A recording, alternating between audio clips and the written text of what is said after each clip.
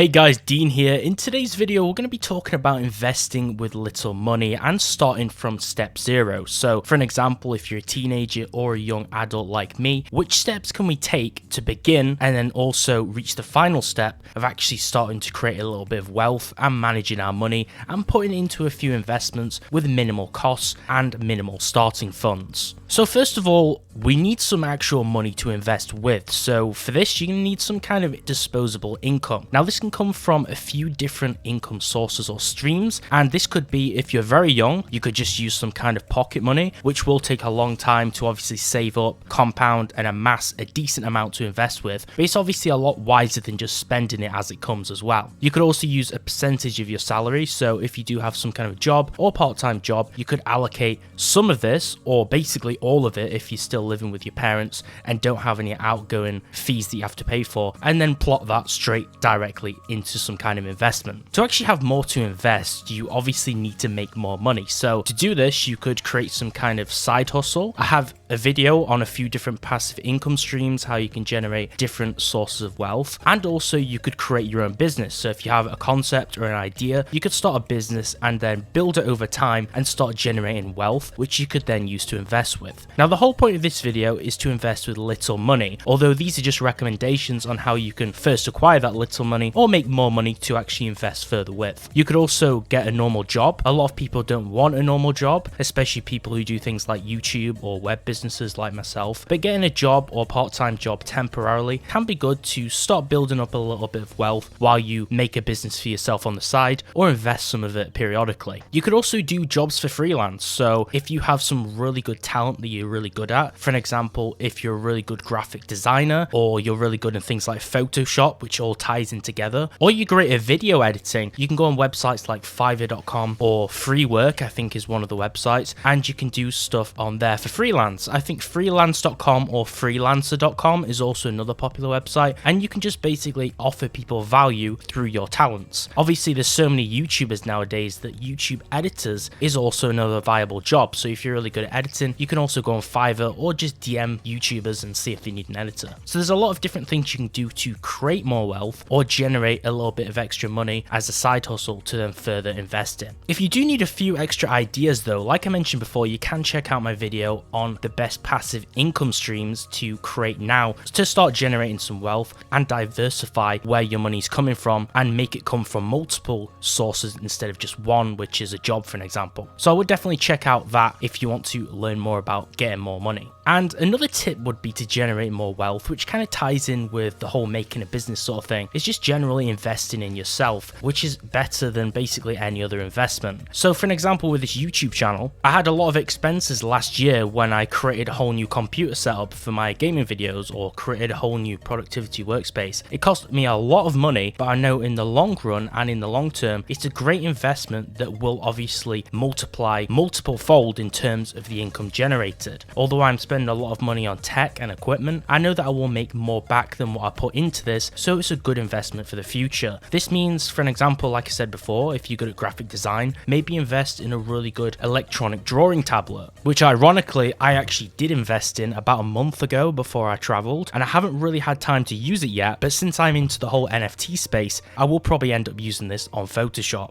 Also, a little side note, this is what I got on holiday, this little Christmas ornament, and it's actually so cool. I don't know why I had to mention that, but I thought it was interesting. Making a successful business or starting a YouTube channel just like this one based on a niche or a genre that you're actually passionate about is also another great business idea if that interests you. Obviously video is one of the most powerful forms of media nowadays and it's super lucrative. This can potentially give you a really nice return on investment if you invest in yourself or in your own future, for an example. It might cost money in the current, but in the future you will obviously get a return from it. So the next point is generally just be careful about your spending habits. A lot of people, especially people who just have a 9-to-5 job or a standard job, which there's nothing wrong with that whatsoever, usually spend all of the money that they get. So they don't really do any smart allocation to savings or investments. They get the money and then they spend whatever they need to on maybe living costs, and then the rest of that money they have, they either just spend it on random things or just completely waste it. So maybe they spend it on a video game or just buying tons of designer clothes instead of spending it on something which is a better investment. Now if that's what makes them happy, that's great, but if you are trying to create wealth, not the right way to go about it. So I would be careful if if you have these kind of spending habits. Even if you make more money, remember, you don't need to spend more or scale up your life just because you started making more money. Living the same whilst making more money means that you're not losing that extra money, and it's actually an additional amount that you can use for other things. Have you ever wondered why billionaires, people like Warren Buffett, live the most basic, mundane lifestyle? Like, they live in their old house. I think he lives in the same house since like the 1950s or something, and he still eats McDonald's, and he basically doesn't spend much money on anything, and his net worth is literally in the billions. People who have loads of money, they don't always have flashy cars because everyone knows they have money. They don't need to physically show it off or brag or go on some kind of ego trip. They live usually super frugally, so you don't need to spend more or show off just because you make more money. Being rich doesn't require scaling up your spending or your lifestyle in general, and that's one good key point to take away from this video. So in terms of your investment journey, the next point would be to pay off any high interest debts first to avoid having to pay any crazy amounts of insane extra interest fees on these debts. So for an example, some student loans, they might have 10% interest, and some credit card debt might have 20% interest rates, for an example. And I think one of the most popular web-based credit cards had like 35% interest. I'm not sure if that was the Amazon one or some other one, so don't take my word for it, but I'm pretty sure there's some quite high interest rates. So if you have any kind of debts, you definitely need to pay them off because you don't want to be in debt when you start investing. This is why a lot of people from like 20 to 25, 25 to 30, they don't usually have any savings. They have a few $100s, a few $1,000 savings at the most, but most of the time they're in the minus in terms of just being in debt from things like student loans. So let's go into the investments which you can jump in with minimal money. So the first one which I'm going to cover is premium bonds. Now this is kind of like a niche one which I haven't really seen in many of these videos, and it's mainly to suggest to people watching from the UK because it's actually a pretty good first investment in the UK. Now my grandma originally put a few £100 in premium bonds from our pocket money into it, and we actually got a pretty nice return in the past. I think we put like £100 or £200 in it each, and a lot of us I think won twice. Like I think I won once for £25 and then once for £50. So with like 100 in, I think I made 75 off of it. But the good thing about premium bonds is the original investment can actually be later withdrawn, but if you keep it in, you can receive random returns on it or random prize money if your account gets drawn for that prize. So it's basically having free money by holding it into some kind of bonds account, which you can actually still withdraw later. So you're not really losing anything on it, and if it's disposable income, you can just leave it in and sometimes just get a bit of free money. The next one is index funds, which literally everyone is shilling nowadays, but it's because it's probably the best first entry level investment. If you want to learn fully about index funds and ETFs and stocks in general, I do have a video on how to invest in index funds and stocks for beginners, which I will link down below if you want to learn full on, more in-depth information about that. Basically, for the UK, you can use an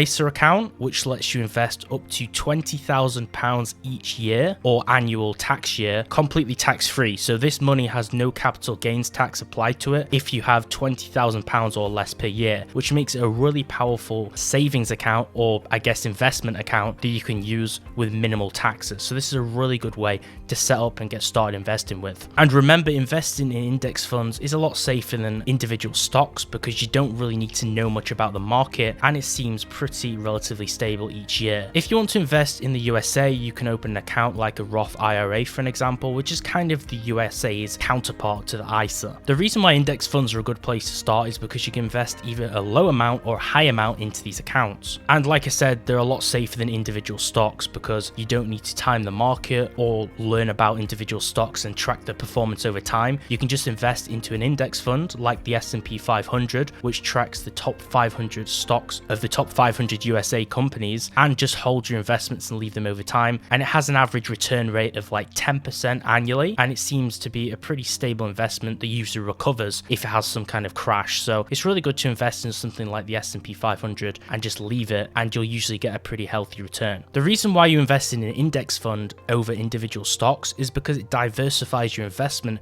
over many different companies, and it splits that one fee which you invest with into so many different routes, which makes it more stable than just putting it into one company, which could be volatile in the future. Now, I'm going to tell you that the best platform that I found is FreeTrade to create an index funds and stocks account, and I'd recommend FreeTrade's ISA account or ISA account, which is basically £3 a month. So you pay, I think, £3 to £4 a month, and that's a flat fee, and then you can have an account and make as many investments as you want without individual investment transaction fees. So it's one flat fee instead of having tons of transaction fees which all add up like a lot of other platforms. So if you want to sign up to FreeTrade, you can use my link in the description down below. If you use my link and you fund your account, it will give me a free stock, which is a random stock of some random value, and I believe it may even give you a free stock. So I'd recommend signing up to FreeTrade because it's the cheapest, most lucrative ISA account which I've personally found, and I do actually personally use this myself, which is why I actually am sharing a link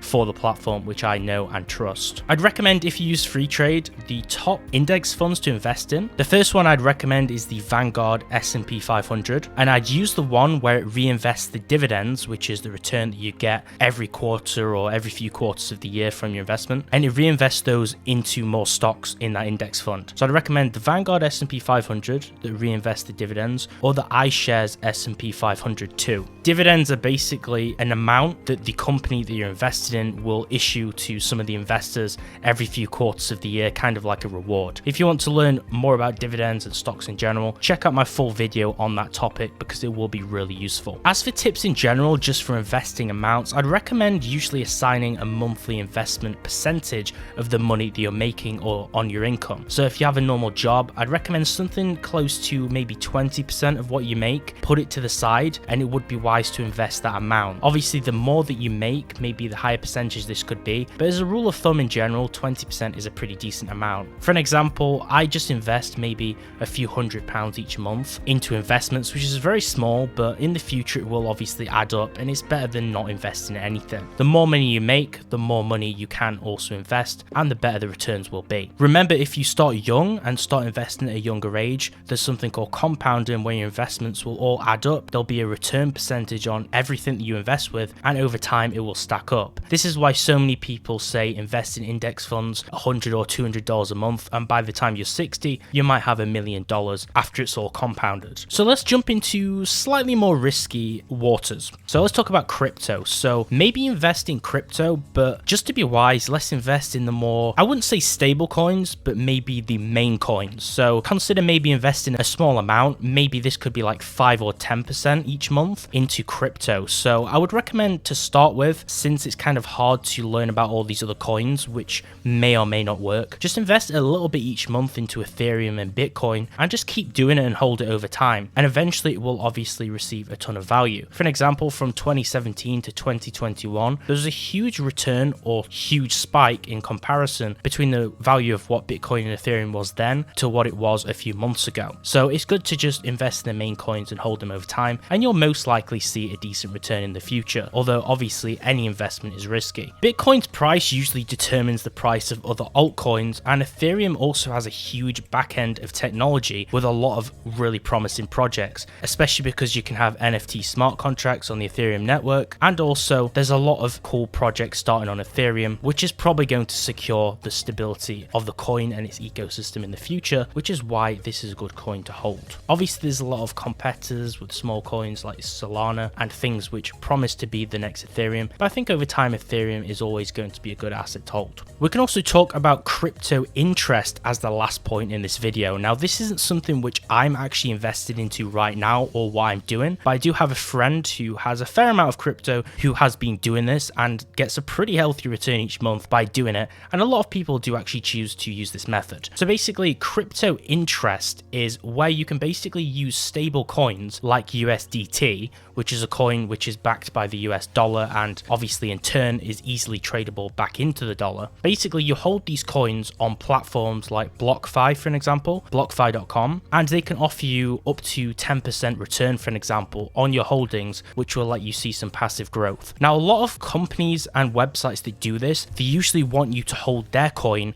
and they'll give you an interest for holding their particular coin. So let's say there was a website called xcoin.com and they said if if you invest in X coin and hold it in our account, we'll give you interest over time. Now, the way that they do this and why they actually give you interest is from you holding your coin in a wallet on their website, they will lend those coins to other people for an interest and loan them out, and then you'll obviously get a percentage back from that because it's like a whole ecosystem where it's lending out. So it's a really cool thing which you can receive some extra money over time, just like stock dividends or returns on your stocks, but actually with crypto, which is a crazy new idea for this kind of technology, which is pretty interesting to look into. So that's going to conclude this video on investing with little money, where to start, how to grow the money to actually put into more investments, and some less risky and more risky investments which you can actually dabble in and try out for yourself. For more financial videos on investing in stocks, crypto and business, or travel videos, subscribe to this channel and check all the other videos out. This is all information which I've thoroughly researched. Some of it is based on experience that I've tried myself, and some of it is technology and information I've been looking at and monitoring for the past few months. I'm not a financial advisor though, so I can't legally tell you how you should specifically invest your money. And remember, investing in any kind of investment is risky,